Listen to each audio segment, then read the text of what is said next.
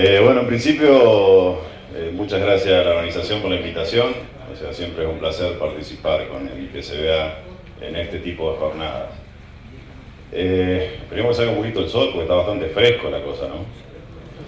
Bueno, yo voy a intentar en esta media hora tratar de contarles algo que yo todavía no entiendo muy bien. Pero es este tema que tienen los bovinos con la utilización de los recursos forrajeros, con la plasticidad que tienen para utilizar recursos forrajeros de distinta índole, ¿no? O sea, nosotros sabemos que podemos utilizar desde una gramínea de muy bajo valor nutricional para alimentar un rodeo y con eso producir proteína de alto valor biológico. Y en el otro extremo, que es la carne, ¿no?, que nosotros producimos. Y en el otro extremo podemos también utilizar nitrógeno y almidón y lograr el mismo efecto. Eso sucede porque dentro del rumen, o sea, tenemos el proceso que utilizan, digamos, las bacterias para digerir los alimentos que nosotros entregamos. O sea, de manera que lo que nosotros suministramos por batea o en pastoreo a la hacienda no es lo que efectivamente termina siendo consumido por gran parte del tracto ruminal. O sea, el rumen genera un proceso de utilización de esos recursos de manera diferente a lo que lo hace un pollo o un cerdo. Se podría decir de alguna manera que la nutrición en los bovinos está tercerizada por el rumen. O sea, el rumen entrega una cosa, el rumen la procesa y el resultado que se obtiene puede ser muy distinto al componente tanto energético como proteico que uno ofrece dentro de la ración. Esa particularidad habilita a utilizar este tipo de compuestos. O sea, de manera que uno puede ofrecer proteína que se desagregue en distintas fracciones, como se puede ver en este gráfico que es bastante complejo, para sintetizar proteína microbiana, y puede ofrecer por otra punta nitrógeno no proteico, en el caso del nitrógeno no proteico más conocido en nuestro medio es la urea, y energía y lograr la misma síntesis de proteína microbiana. En ese sentido, digamos, uno piensa en esta oferta de tipo proteico, especialmente en las suplementaciones, o sea, en las suplementaciones estratégicas para mejorar los niveles de consumo y corregir lo que el forraje no me está dando. Si yo no tengo forraje disponible, lógicamente tengo que pasar a otro sistema de suplementación o de alimentación.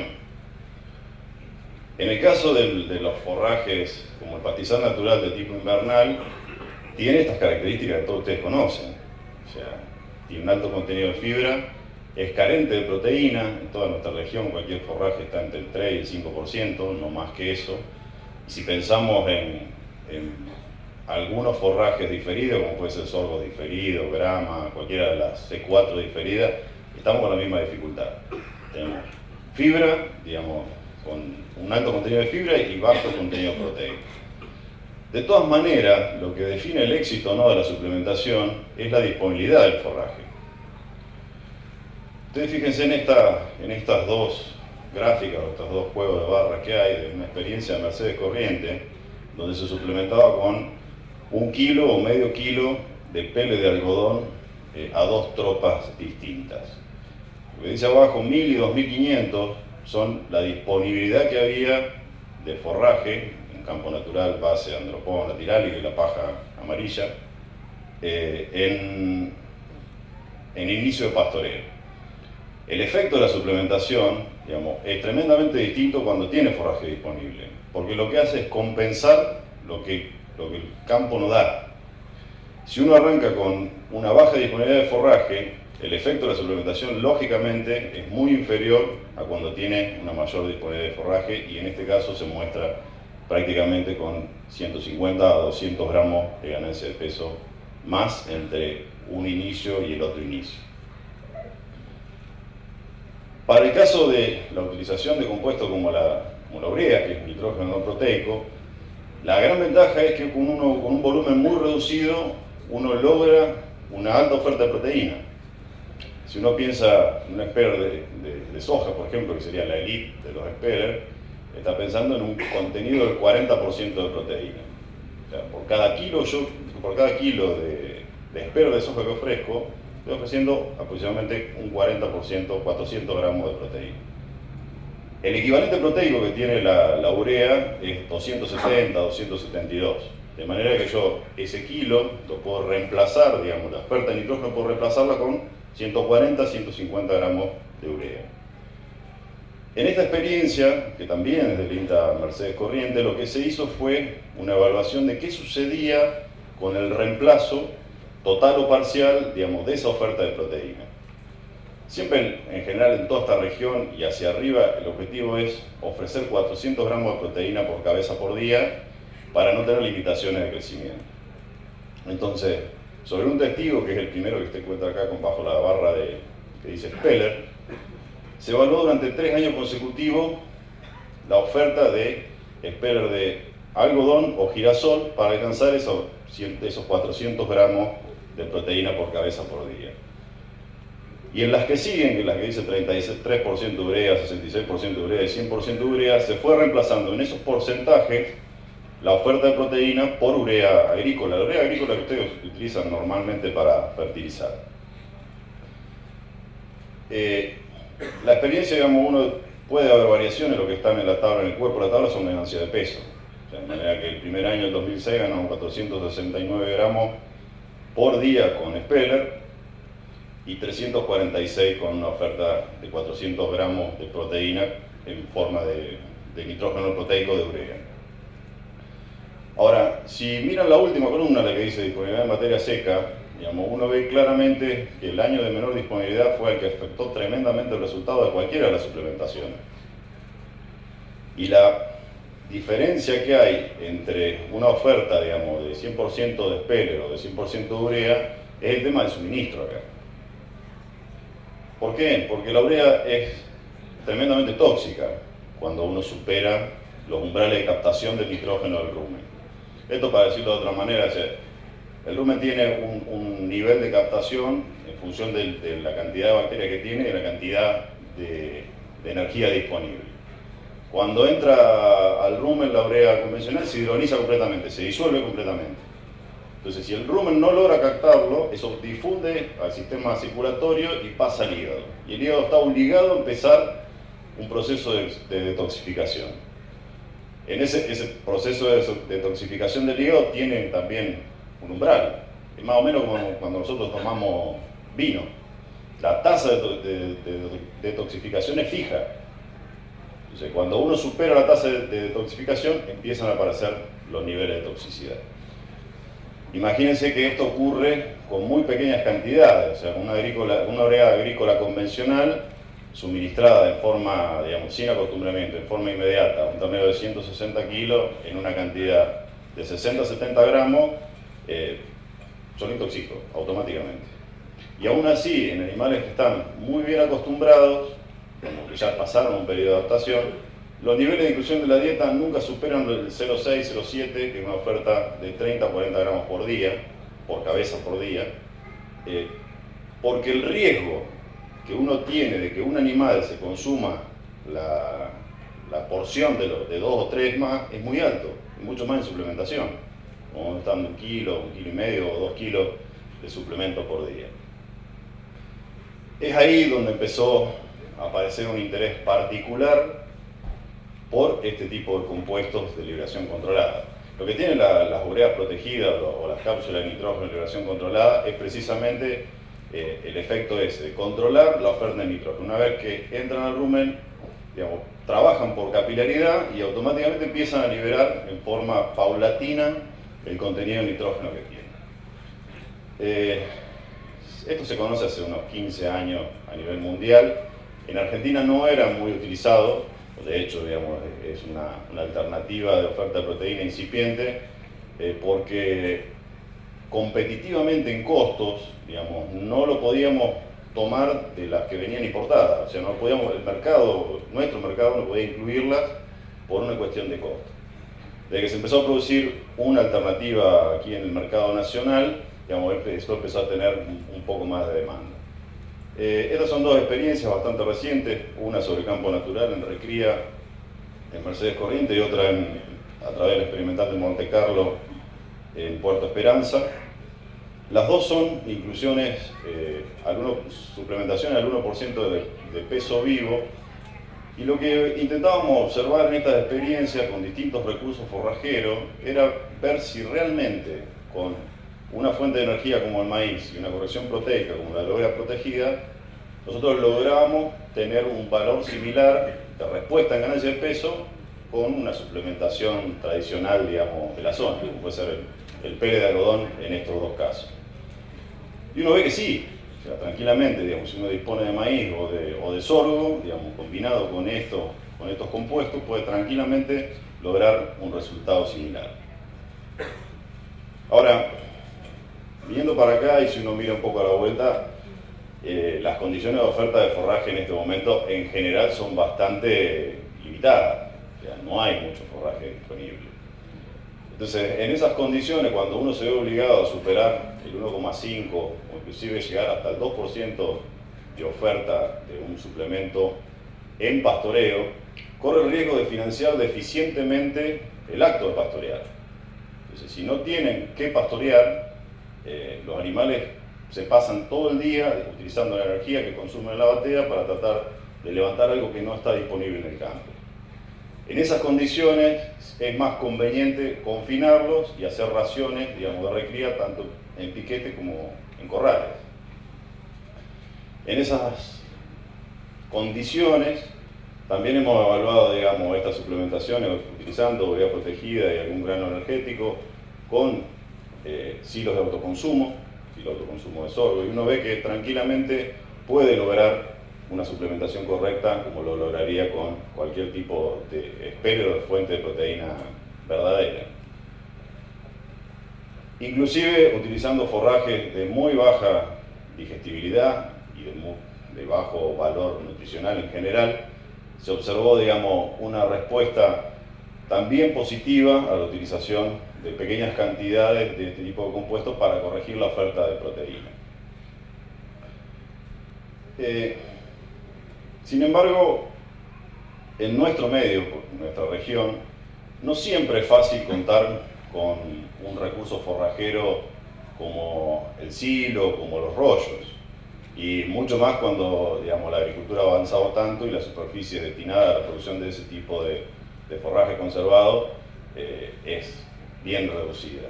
Entonces, hace varios años, pensando en el ternero bolita, o en la eficiencia del ternero bolita, que la mayoría de ustedes conocen, digamos que tenía ese tipo de raciones en base de grano de maíz y concentrado proteico sin fibra,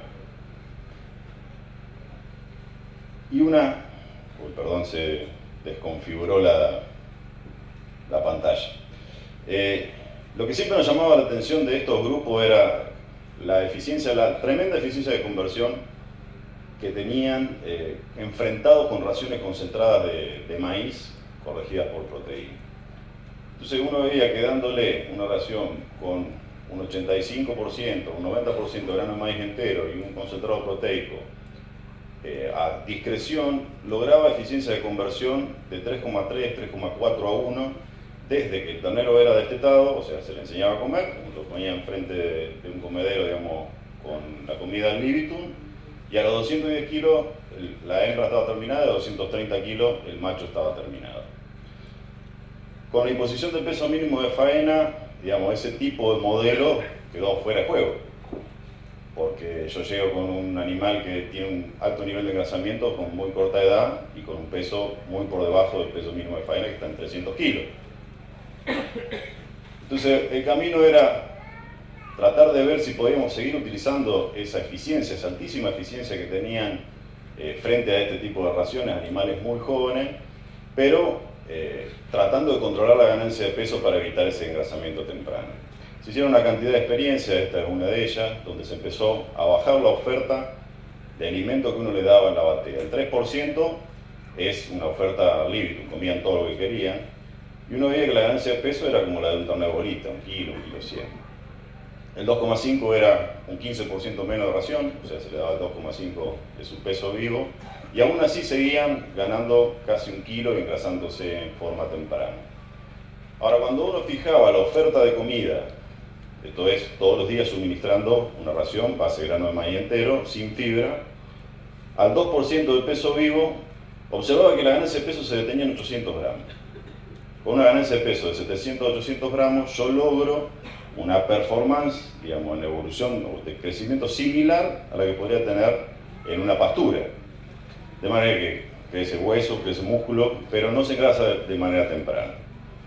Esto es solamente una observación de 2 tropas, digamos, donde se medía por ecografía el espesor de grasa dorsal, y uno veía que a partir de los 180 kilos, cuando los animales tienen comida al líbito, como son los puntos rojos, el engrasamiento empieza a acelerarse fuertemente.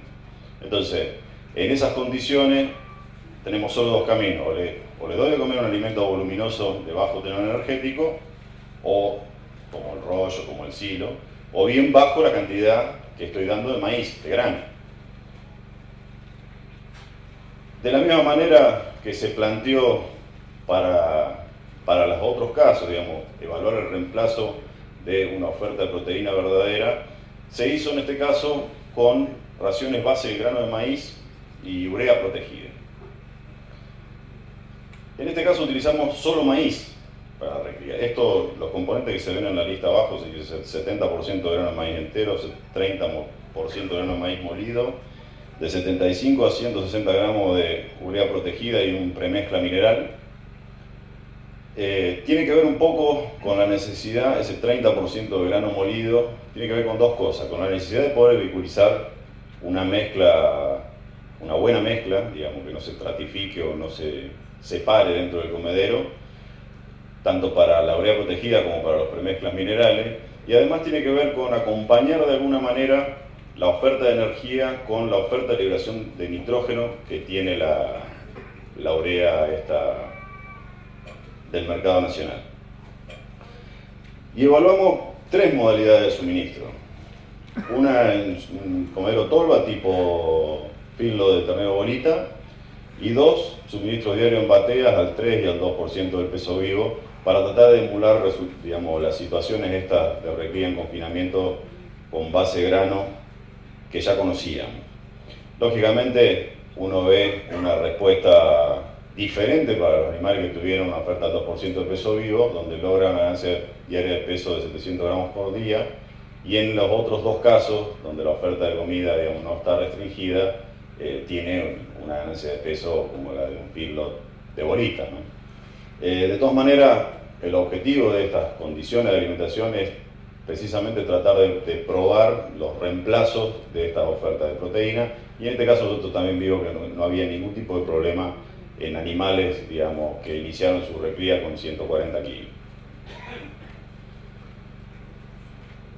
Si tenemos la posibilidad de combinar recursos energéticos, en este caso 2 cereales, que son los 2 cereales más comunes de nuestra región, tanto el maíz como el sorgo, o sea, estas son una experiencia de combinaciones entre maíz y sorgo. El maíz siempre se suministró entero y el sorgo siempre molido. Vimos en esta circunstancia que combinando un 70% de grano de maíz entero con un 30% de sorgo molido en raciones, digamos, tanto de recría como de terminación sin fibra, uno obtenía un plus o un puntito más en lo que era conversión. O sea, necesitaba menos kilos de alimento de la mezcla esta para lograr los mismos kilos de peso vivo. Sumando un poco toda la información esta con respecto a lo que veíamos de las raciones de confinamiento en base maíz y la utilización o la posibilidad de utilizar estos compuestos de liberación de nitrógeno en forma controlada, montamos una experiencia de feedlot terminal de vaquillonas que iniciaron su encierre con 250 a 260 kilos, un cierre terminal, tipo feedlot terminal de ternero, a 330 a 340 kilos. En este caso se evaluaron 3 niveles de oferta de urea protegida, o sea, había un control que era un 10% de espero de soja, como tradicionalmente se puede hacer, en todos los casos siempre con un premezcla, adicionándole además un premezcla mineral con monencina, y se ofertaban 100 gramos, 150 gramos y 200 gramos en 3 grupos de animales distintos de esta urea de liberación controlada. El que dice 100 gramos y el que dice espero de soja 10% eran iguales en contenido de energía y proteína. Como primera observación o primer resultado, uno no se encontró ningún tipo de diferencia en ninguna de las 4 versiones de suministro, ni siquiera con el testigo de Speller de soja. Entonces, en principio, uno podría decir, bueno, yo puedo reemplazar esta fracción proteica por una urea por 700, 800 gramos de Speller de soja por 100 gramos de esta urea de derivación controlada. Teniendo presente que el maíz tiene proteína, tiene un bajo tenor proteico, pero tiene una cantidad importante de proteína. Entonces, en un consumo de 6 o 7 kilos de maíz por día, cualquier animal está consumiendo más de medio kilo de proteína verdadera. Entonces, lo único que hago con esta pequeña porción de nitrógeno no proteico es corregir los puntos de proteína o de nitrógeno que me están faltando para completar una dieta de encierro corral. En eficiencia de conversión, como se ve en esta otra tabla, tampoco se manifestó ninguna diferencia, digamos, todas son comparables al Speller de soja, y estadísticamente no mostraron ninguna diferencia entre grupos. Por lo tanto, uno ve claramente que las ofertas superiores, digamos, con 100 gramos a niveles equivalentes, uno tiene un resultado similar a la inclusión del 10% de Speller de soja, por lo tanto no tiene ningún sentido incluir niveles mayores, ¿verdad? Entre otras cosas, en las primeras discusiones que tuvimos con la empresa para hacer las evaluaciones, ellos proponían que tenían una oferta de nitrógeno que iba subiendo desde el 20% del momento que los animales consumían, dentro de las 2 horas, entre las 2 y 4 horas, ofrecía este nitrógeno un 40%, a las 6 o 7 horas estaba el 60%, y entre las 8 y las 12 horas había ofrecido el 85 a 90% de nitrógeno contenido en esta cápsula. Entonces, utilizamos esta experiencia para observar un poco qué es lo que pasaba con la uremia, que es el nitrógeno en sangre, o sea, de qué manera esto, digamos, era captado todo por el rumen o el excedente difundía al torrente sanguíneo. Haciendo observaciones periódicas cada 2 horas luego del consumo de los animales y hasta las 24 horas. Y observamos que en las 2 curvas que están abajo, tanto la violeta como la azul, que son las que tenían proteína equivalente, la oferta de nitrógeno fue similar. O sea, de manera que la liberación de nitrógeno contenida está ajustada a la curva de oferta de nitrógeno del Speller de soja. En el caso donde las ofertas fueron algo mayores, claramente a las 8 horas subieron los niveles, sin embargo, manteniéndose dentro de los rangos normales de aceptación. Fuimos un poquito más allá y quisimos saber cuáles eran los niveles de seguridad. O sea, ¿qué pasa si un animal se come 2 o 3 veces la dosis? Durante 2 días evaluamos 2 niveles de oferta, un control a 100 gramos, que sabíamos que ya teníamos resultados seguros, y una oferta de 300 gramos por cabeza por día. O sea, le dimos durante 2 días consecutivos una ración de encierro terminal, base de grano de maíz, con sorgo, como la que veíamos al comienzo, unas oferta de 100 gramos y otra a 400 gramos por cabeza. Y en ninguno de los 2 casos observamos ningún problema de intoxicación o de sintomatología clínica de exceso de nitrógeno en la dieta. De manera que hasta esos niveles, 3 veces la dosis es seguro.